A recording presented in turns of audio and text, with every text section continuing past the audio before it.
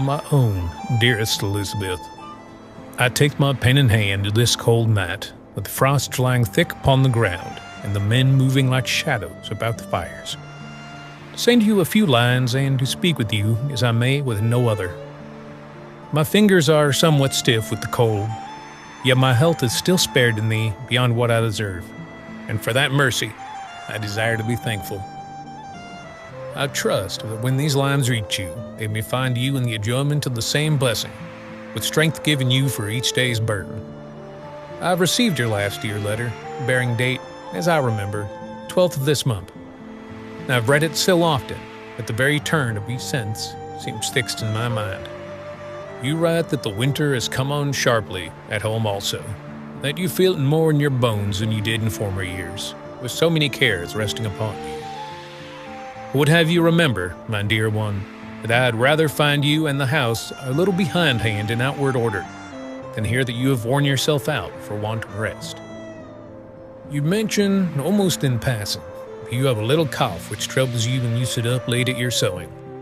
I beseech you not to make light of it, but to keep yourself warm, and not sit by an open window when the air is damp.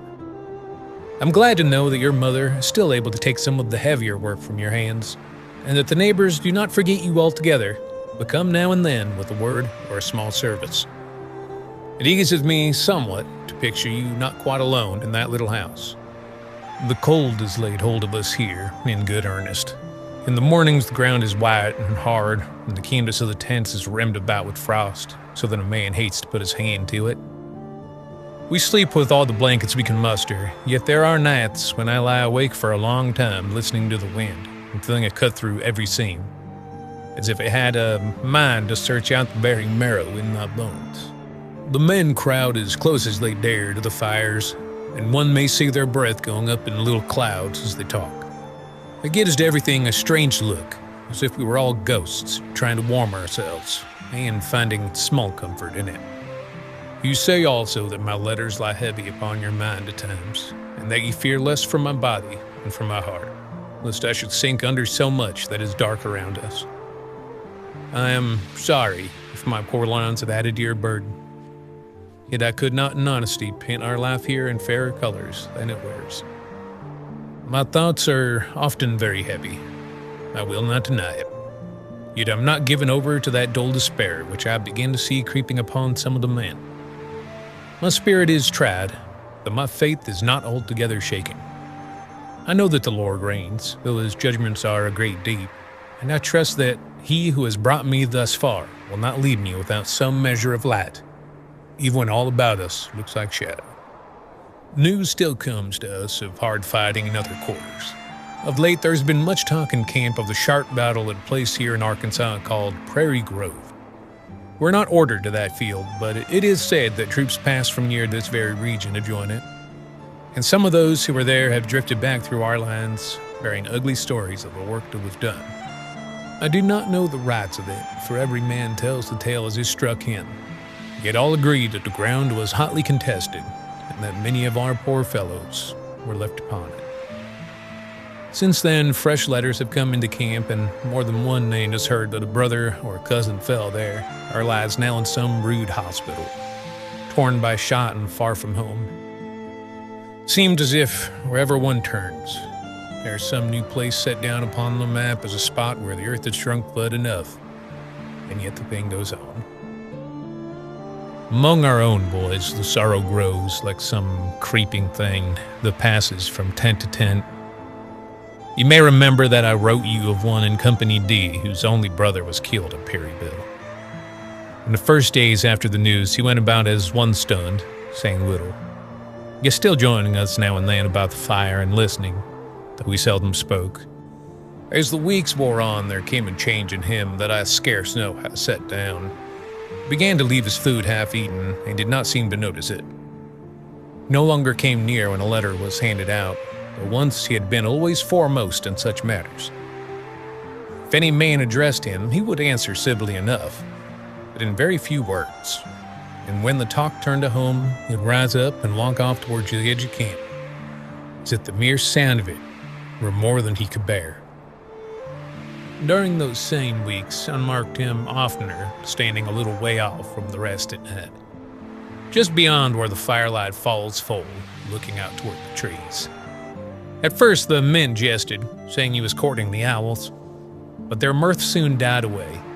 There was something in his look that did not invite it. More than once he was set upon cold and comfortless duty, such as standing guard in a freezing rain, and others were excused by reason of sickness. He went without a murmur, as if he neither felt the weather nor cared what became with him. There came to be a kind of stillness about him that made me uneasy. I've seen sorrow in many forms since we came out. This is like the husk of a man moving about after the kernel has been taken out of it. All this had gone on for some time when, night before last, he was sent out with the rest of the pickets to hold the outer line toward the timber. The air was very sharp.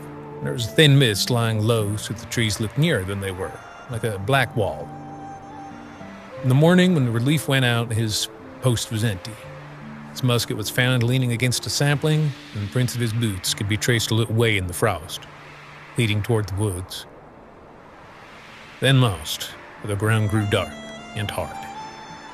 Search was made as far as prudence would allow, but nothing more was seen of him. The officers set it down as desertion, and perhaps it is so in the strict sense, for he has gone from his place without leave.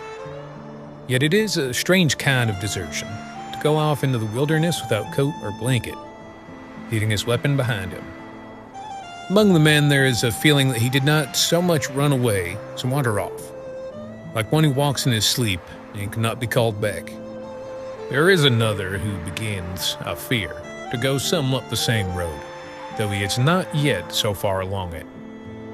He has had heavy tidings from home also, and of late he sits but little with the rest, choosing rather to lie in his tent or to stand by himself at the rear of the camp. His eye has a far-off look in it, as if he saw something beyond the lines that we do not see. When the fire crackles and someone speaks a loud word, he will start, as if coming back from a great distance. I've spoken with him when I could, and tried to draw him into common talk. But it is as if my words slid over the surface and could find no hold upon him. I do not know how to help such cases, save to pray for them, and to be ready. If they will open their minds, to point them to that friend who sticketh closer than a brother. As for Caleb, he holds on yet, though the weight he carries would break a weaker man. He is still faithful in his beauty, and when we are together, he can talk soberly enough of home and the boats we have lost. At times, a kind of natural cheerfulness rises in him, and he will say something that brings a smile to the faces round the fire. Not long ago, he told again, at the urging of the others, of the day Joshua fell into your father's creek and came up spluttering and declaring he had seen the bottom of the world. For a little space, we all laughed, and I saw that same look in Caleb's eye that he had in the old days. But it passed, as such moments do, and the lambs of care came back. There was one thing that troubled me more than I let him see. The night after the man I spoke of went missing, I woke from my turn of duty and found his blanket empty. Stepping out of the tent, I saw Caleb standing a few yards off when firelight runs thin and dark begins. He was looking toward the same line of trees, where the other had so often turned his face. I went to him softly and asked if anything was amiss. He started as one roused from deep thought, said that he had been unable to sleep and come out for the air.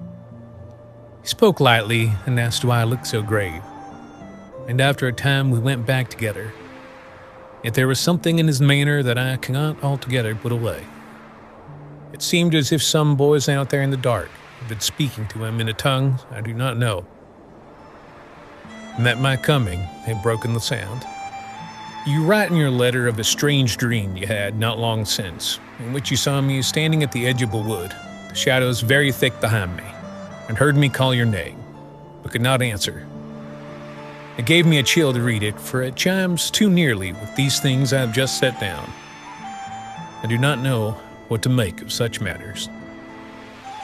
It may be only that your thoughts, dwelling much upon my danger, have framed such images in your sleep.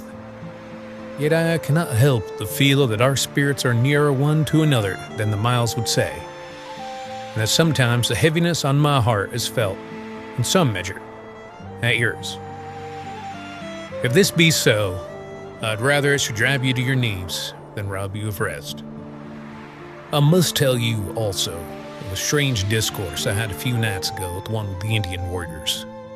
I was sent with a small party to relieve some of the outer pickets. Our post chanced to be not far from where the Indians kept their own line. There was no other man among them, very grave. He spoke a little of our tongue. For a while we stood in silence, listening to the small sounds that come out of the woods at night. Twig breaking here, an owl calling there, the wind going through the branches kind of low sighing. At length he said, in his broken way, that some of our men had eyes like empty houses. I asked him what he meant, thinking he spoke of those who had lost kin in the late battles. He shook his head and laid his hand upon his breast, as if to say that something from within had gone out. He then spoke to one of his own people in their language, and there was a word he used more than once that I took particular note of.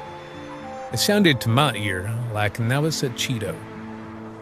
Though I do not answer for the spelling, that's only the sound to go by.